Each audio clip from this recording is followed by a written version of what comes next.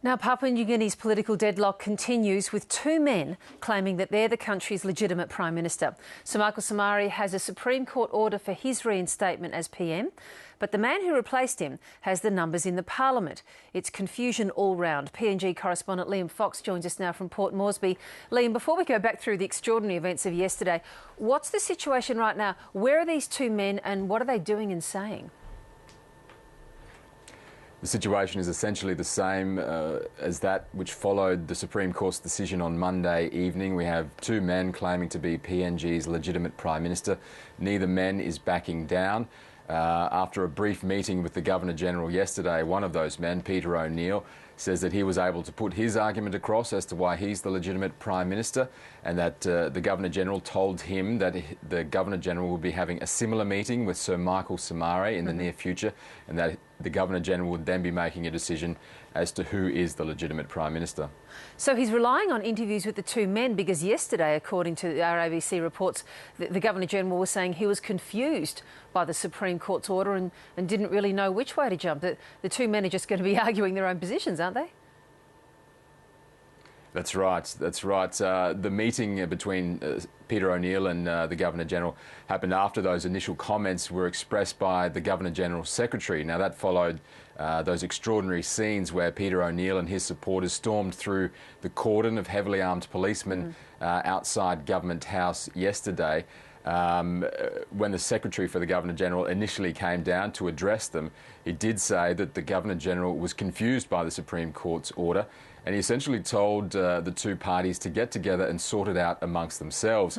But Peter O'Neill and the MPs weren't happy with that. They stayed at the gates to Government House, and about an hour or so after that, that was when Peter O'Neill was able to go in and have the brief meeting with the Governor-General. So the two, shall we call them the two Prime Ministers, the two potential leaders, they each have their police chief. Are we in the dangerous situation here, Liam, now of having these two men organising and marshalling their own armed force?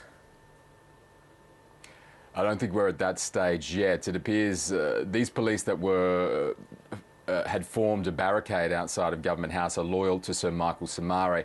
It appears they're only a small portion of the police force based in Port Moresby. There are reports that they're members of a recently formed armed robbery response unit, which was formed by Fred Yakasa. Now, he's the man that the Somare camp says is the new police commissioner. Speaking to a couple of police who appeared on the scene after yesterday's extraordinary scenes, they expressed that these group of policemen are only a small group of policemen and they don't represent a split down the middle in the wider police force. All right, so this all falls on the Governor-General, doesn't it? Or, Liam, is there another way that you understand or that you can see that this impasse might be solved?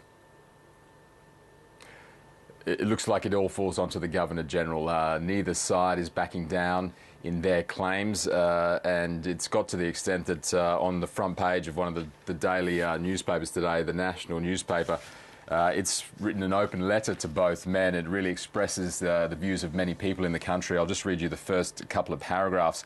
O'Neill and Somare, please meet today. Bring to an end the current impasse between you as to who is the legitimate government. Investors in the country are nervous, neighbouring countries are concerned and alarmed. Most especially, your people are confused, uncertain, frustrated and even angry. And we've also heard reports that there was a protest march going to be held in Goroka, the capital of the Eastern Highlands province, yesterday. But police shut that down before that went ahead. Police are worried that this continuing impasse could spark protests, and those protests could lead to riots, and there's still a heavy police presence around areas like the Supreme Court and Parliament House in Port Moresby. Well, you've anticipated my next and last question this morning, Liam Fox, which is about the feeling on the street and whether there is a sense of unrest or protest on the street. Is there any sense that that could build to dangerous or worrying levels?